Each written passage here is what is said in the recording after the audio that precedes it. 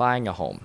It's a process with a laundry list of red flags to avoid, like mold or pest. But one item manages to elude this list: stormwater infrastructure.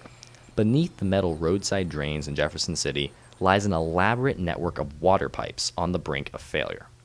With what I've had to do to my backyard, and as far as all the fill and dirt and tie walls, I've probably spent $15,000 to $20,000, maybe more. Richard Sarter has dealt with this issue for 30 years. The major problem that I have is basically all rainwater drains both sides of my street, drains down into my backyard. It eventually floods my basement.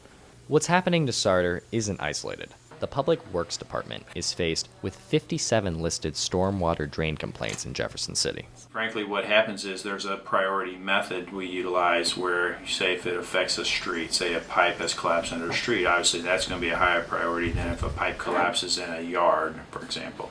The department has complaints dating back to 2005, but a number of them have gone unlisted because homeowners simply haven't filed a complaint. Josh Crossland, a Jefferson City homeowner of 2 years, falls under this category. Recent rainfall has caused severe damage to his backyard, and he doesn't understand why it's his responsibility to repair it. Trying to maintain your own property and all of that, I understand that part of it. But a lot of the water that's coming onto my property isn't from my property. The problem lies with the city's small infrastructure budget. They simply don't have the funds to address all the problems. We get further behind all the time. And right now, in the 5-year sales tax, we're spending about the equivalent of $360,000 a year.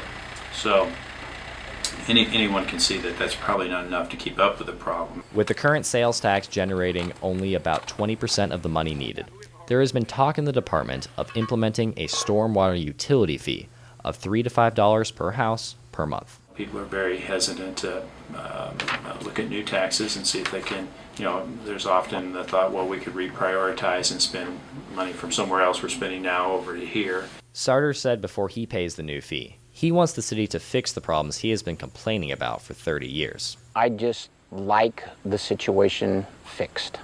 Crossland also believes that the city is way behind. The maintenance and the water runoff and all of that should have been something that was taking place when the homes were being built. So I guess it's frustrating now for me to have to pay out of pocket for them to come back and fix things that should have been done correctly the first time.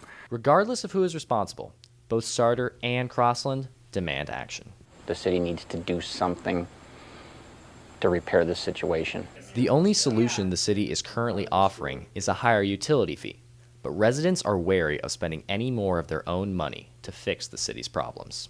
With producers Gabe Dubois, Trevor Hook, Daria Syrinjapova, and Lauren Magarino, Jefferson City.